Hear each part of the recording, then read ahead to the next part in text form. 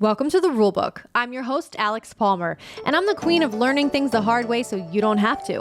On this podcast, we're talking about the mistakes I made and the lessons I learned along the way to create the rules I now live by. On each episode, we're going to be discussing a new rule, why I created it, how it came about, and how you can apply it in your own life. So let's get into it. Welcome to episode number 15. Welcome back to the RuleBook. This week, I was thinking about people pleasing, as I so often do. I myself am a recovering people pleaser. I'm currently in the midst of undoing all that shit. And I guess the first step really is admitting that you have a problem. My mom raised my sister and I to be people pleasers so that she could control her kids to the best of her ability. But what she wasn't banking on is that it would make it easier for complete strangers to do the same thing to us. I'm pretty sure she doesn't like that outcome, and neither do we. The thing about people pleasing is I didn't really know that I was one.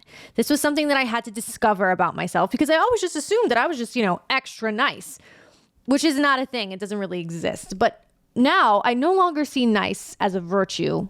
I see nice for what it is. It's oftentimes a manipulation. It's a way to mask your true feelings or intentions. Or honestly, it's just a way to pretend as much as possible until you don't have to anymore for the sake of other people. But being nice is anything but being kind, especially to yourself. I also think it's a way to keep you safe, especially as women. We're taught from a young age that girls are made of sugar and spice and everything nice. That being polite and being a lady and not being rude to other people, no matter how much they get under our skin, is what we have to do. And it's kind of a threat because usually if you're not nice to a guy, you run the risk of him harming you ultimately. Because if you turn on the news and you see, we all see women who are constantly ending up battered or murdered because they rejected someone. Or you will experience this when you walk down the street, when you refuse to give a guy your number and all of a sudden he turns on you. So it's not that it's bad advice to be nice. So those situations that I just mentioned are super tough.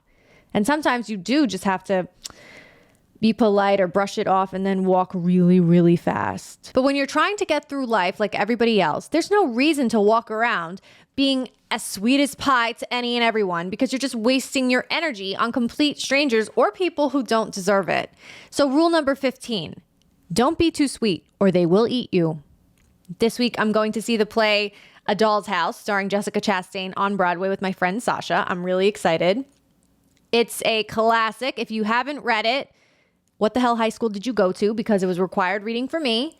But in a nutshell, this was a revolutionary play and it was radical at the time because the main character, Nora, she is a mother and a wife, and she realizes that her husband has basically been treating her like a doll. He's robbed her of any identity, and he's infantilized her and objectified her, and she's lost when we meet her.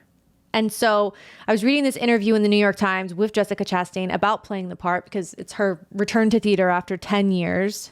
And she talked about how she thinks most women can relate to Nora because we're often told to be as palatable as possible. And I thought that was a super interesting word choice because what is palatable, right? Palatable is how you describe food. So it goes back to this idea of we're something to be consumed. Women are something to be consumed by others. And God forbid we leave a bad taste in anyone's mouth by having our own identity or opinions about things. If you're striving to be palatable, you're entering dangerous territory because humans are not meant to be palatable. Food is meant to be palatable. And in the character of Nora, when she's just striving to be the perfect wife, the perfect mother, she becomes a doll. And she lacks an existence, and she only exists as a sort of plaything for them. Dolls don't have feelings. Dolls don't think. They don't have thoughts. They're inanimate, and they're perfect, and they also aren't real.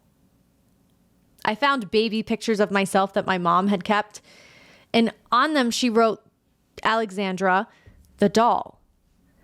Originally seeing these photos and seeing that written down, I didn't think much of it, but after years in therapy, I see it and I finally realized the significance of it. Let's not even get into the fact that I think a lot of parents have children for the fact that they think they're creating some sort of mini me. And I already think that like that's fucked up. But I could never be my mom's baby doll because I'm a human being and I have needs. See, dolls aren't needy, but people are. And so you're in for a rude awakening if you're expecting your baby to behave like a doll, because she absolutely will not. Unless you learn to assert yourself, society will try to turn you into a doll or a sweet, sugary little cupcake. But the problem is those things get discarded very easily for the next new model, or they're devoured literally. And then you know what happens after that. I think you can want to stand up for yourself, but if you don't know what that looks like, even if you desperately want to do it, it's going to be tough. I've had such random moments of clarity regarding this over the past couple of years, even sitting and talking with a friend who, you know, monopolizes the conversation. And when it's your turn to talk, they immediately pick up the phone and start texting someone else. You think in your mind, oh, I wouldn't do that because I'm so nice. I just wouldn't do that. Like, that's not in my character. But maybe you just don't have the energy to be nice all the time. And that's okay too. You don't have to worry about other people every second of the day. You can put yourself first. People pleasing goes beyond being extra gracious to your selfish friend. It's saying yes when you want to say no. It's staying places longer than you should.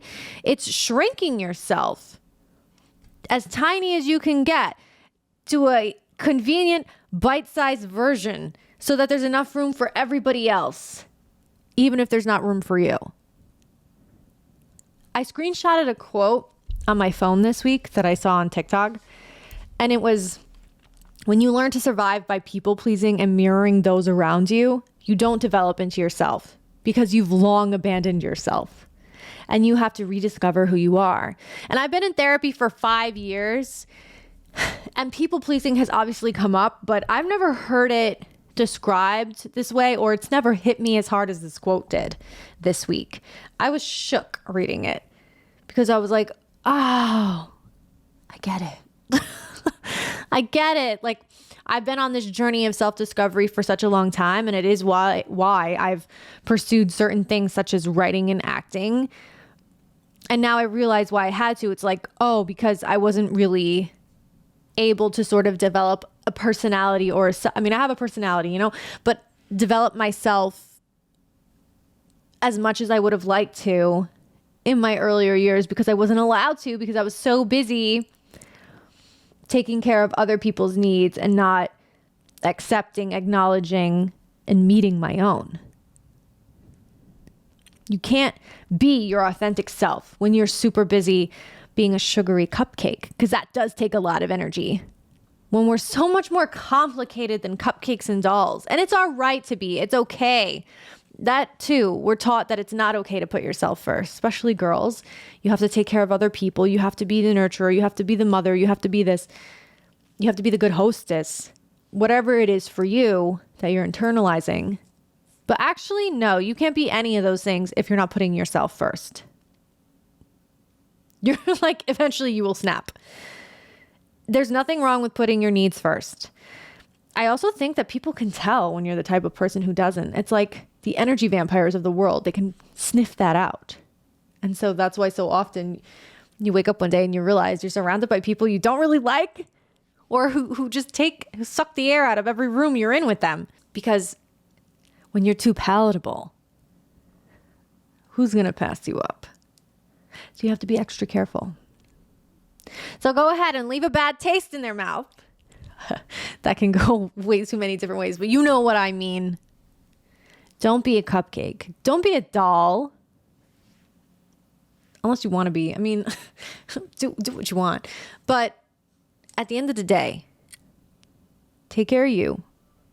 And just know, not everybody deserves to take a bite out of you. All right, guys, come back next Monday for another episode of the RuleBook. Subscribe to this podcast and follow me on all social media channels at Serious Actress. Bye, guys.